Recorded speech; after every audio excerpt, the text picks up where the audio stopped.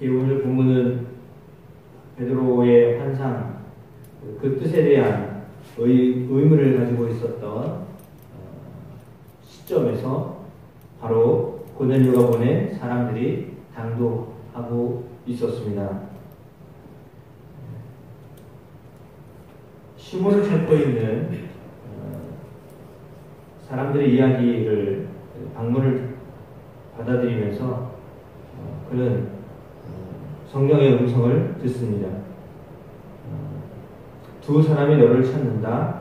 일어나서 의심하지 말고 함께 가라. 내가 그들을 보내었다. 이렇게 말씀하십니다. 아마도 이 음성을 들으면서 베드로가 상당히 놀랐을 것 같습니다. 환상에 대한 부분을 놓고 생각을 하고 있는 중인데 사람들이 찾아와서 함께 가자고 하였기 때문에 깜짝 놀랐을 것 같습니다. 하나님이 바로 이렇게 즉각적으로 역사하시는 분이신가. 동시에 그의 의문이 풀려질 수 있는 그 단서가 마련된 상황입니다. 확연하게 보인 것은 아닙니다. 그때까지만 해도 성령이 가라고 하시니까 이렇게 가게 된 건데 고넬료가 보냈다고 해서 가지만 백부장 고넬료가 어떤 사람인가? 물론 오늘 본문에 의인이요 하나님을 경외하는 사람이라 유대인들도 칭찬을 하는 사람이다. 그가 천사의 지시를 받아서 당신 집에 가서 말을 들으려 한다. 이 말을 하긴 했는데 그 말로 인해서 모든 것이 다 해소될 수 있는 상황은 아니었습니다.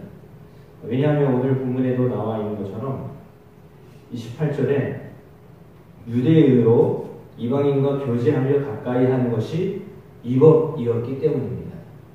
그러니까 이방인들의 집에 간다는 것은 이법이었거든요. 이해가 되지 않는 법이지만 당신은 함께 거하면 안 되는 것이었습니다. 함께 할 수 없는데 가라고 하시니까 먹을 수 없는 음식을 보여주시면서 그것을 먹으라 라고 하셨던 말씀이나 똑같은 상황이잖아요.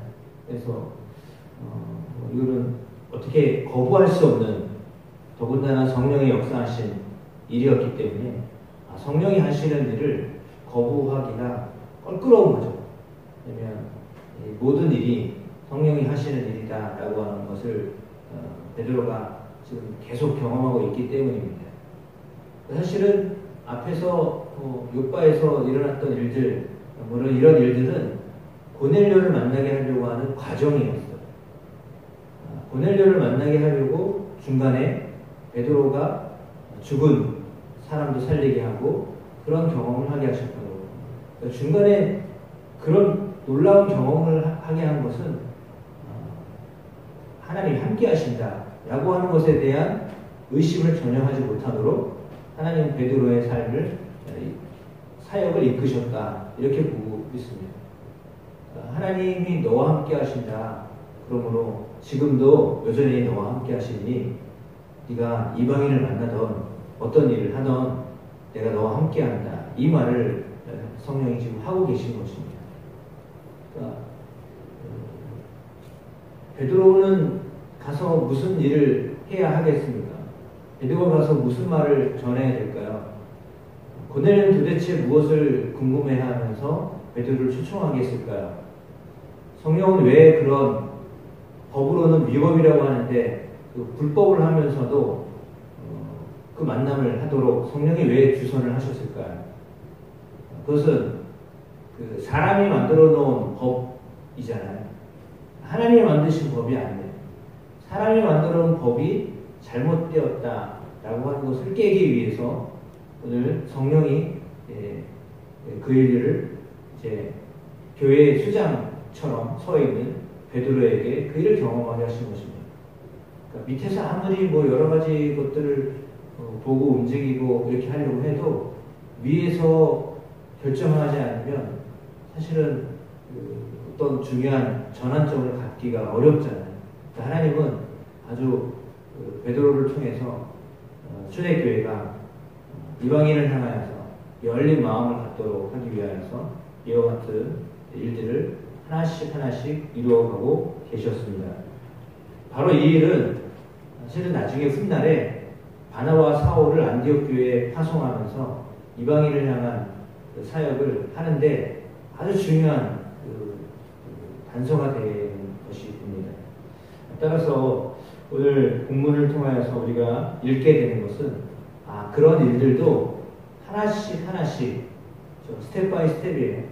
한 번씩 한 번씩 경험하게 하시고 그리고 성령이 일하게 하신다라고 하는 것을 오늘 특별히 베드로를 통해서 깨닫게 하심으로 베드로가 그것을 수용했다라고 하는 말은 초대교회가 받아들여야 된다라고 하는 것을 성령이 말씀하시는 거거든요.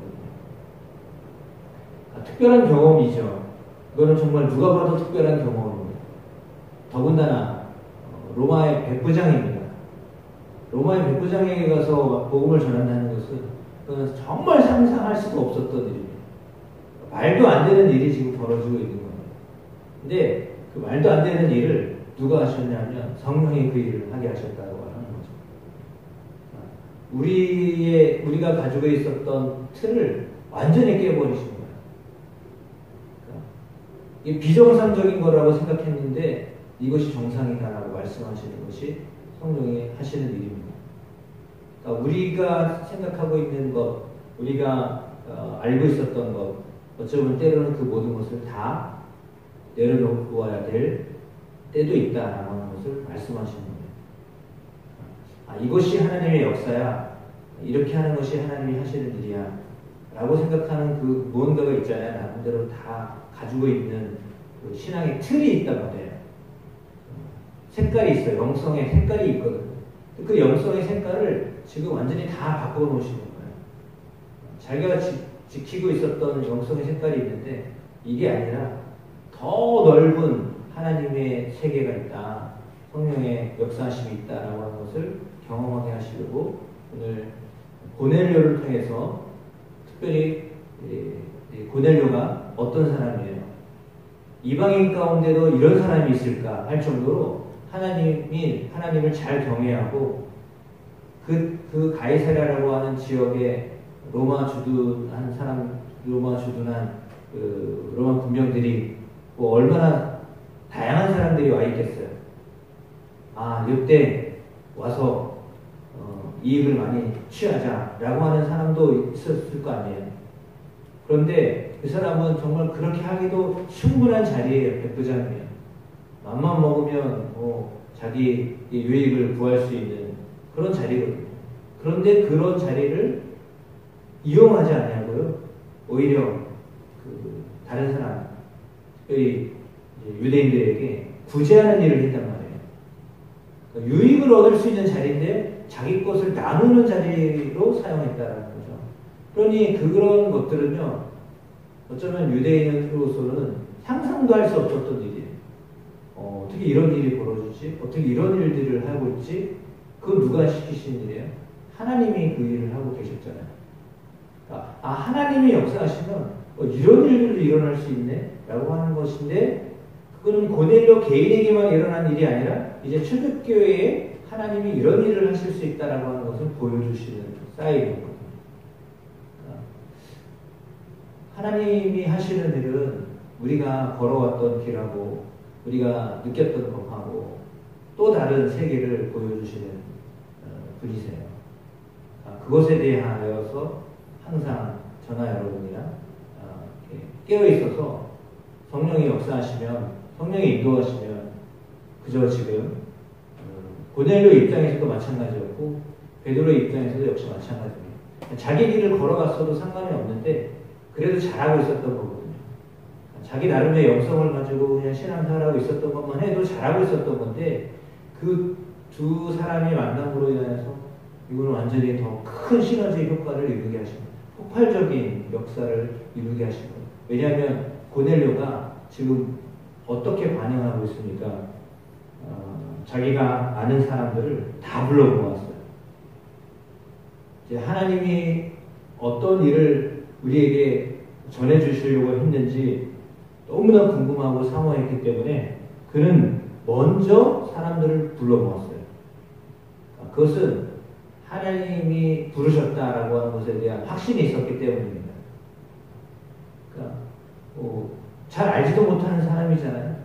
베드로 물론 소문으로는 들었겠죠. 근데 그 소문으로 들은 것에 대해서 자기 확신이 없으면 어떻게 혼자 자기 가정만 모아놓고 해도 감지덕지죠.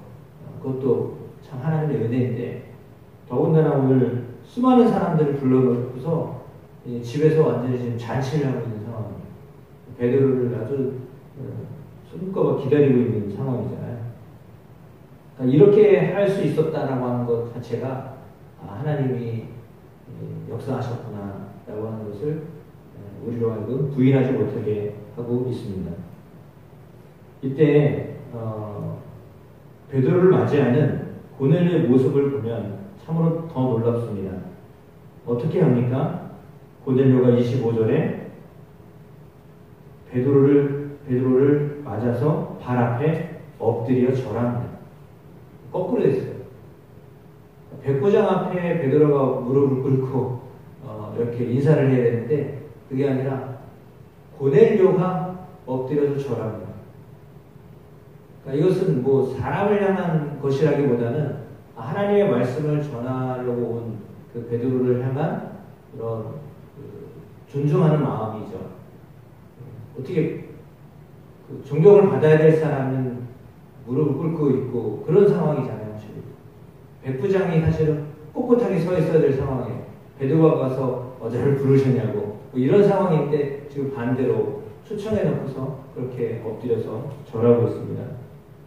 이것은 고넬료가 어떤 사람인가 우리에게 보여줍니다. 하나님의 역사는 어디서 일어나는가 라고 하는 것을 알려줍니다. 고넬료 어떤 사람이에요?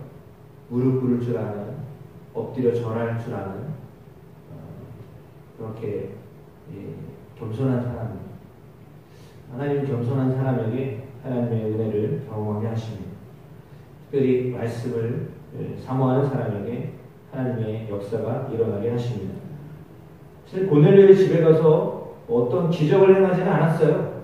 성령이 임재하시는 것을 경험하게 하신 것입니다. 그러니까 마가다락방에서 일어났던 그 놀라운 일들이 지금 고넬료의 가정 안에 똑같이 일어나게 하셨어요. 그러니까 하나님은 기적을 통해서 역사하시기도 하지만 그러나 더 중요한 것은 성령이 역사하시고 계시다라고 하는 것을 그것도 더군다나 로마의 백부장의 집에서 이 일이 일어났다라고 하는 것은 정말 깜짝 놀랄 만한 일인 거예요. 어떻게 그 사람들이 성령을 받을 수 있을까라고 하는 사건이 실제로 일어난 거잖아요. 베드로를 통해서 그걸 목도하게 하신 거잖아요. 그러니까 이거는 어떻게 부인할 수 없는 일입니다. 성령이 하시는 일은 부인할 수 없는 증거가 있는 거죠. 그 증거를 이제 앞으로 계속해서 전하도록 하나님이 베드로를 지금 고넬료와 함께 만나게 하신 것입니다. 이것은 정말 특별한 만남입니다.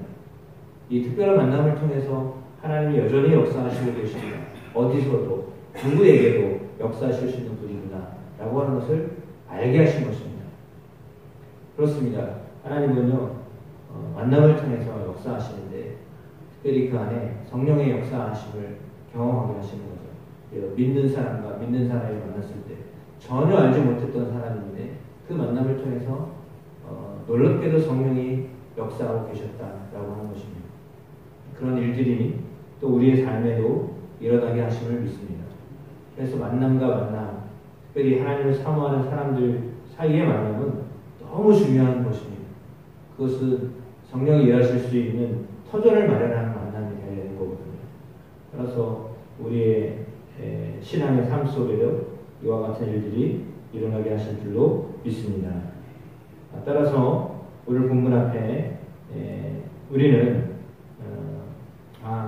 하나님이 이렇게 어떤 사람을 만나라고 하실 때에는 그 뜻이 있구나 라고 하는 것을 깨닫고 그냥 인간과의 만남으로 그치지 않냐고 하나님의 개입하심을 경험하는 여러분의 삶, 또 저의 삶이 되기를 주님의 이름으로 축복합니다. 하나님은 그것을 다 준비해 놓으셨습니다. 그래서 만나게 하셨습니다. 하나님은 그 만남을 귀하게 여기는 저는 여러분들에게 주의 이름으로 축복합니다.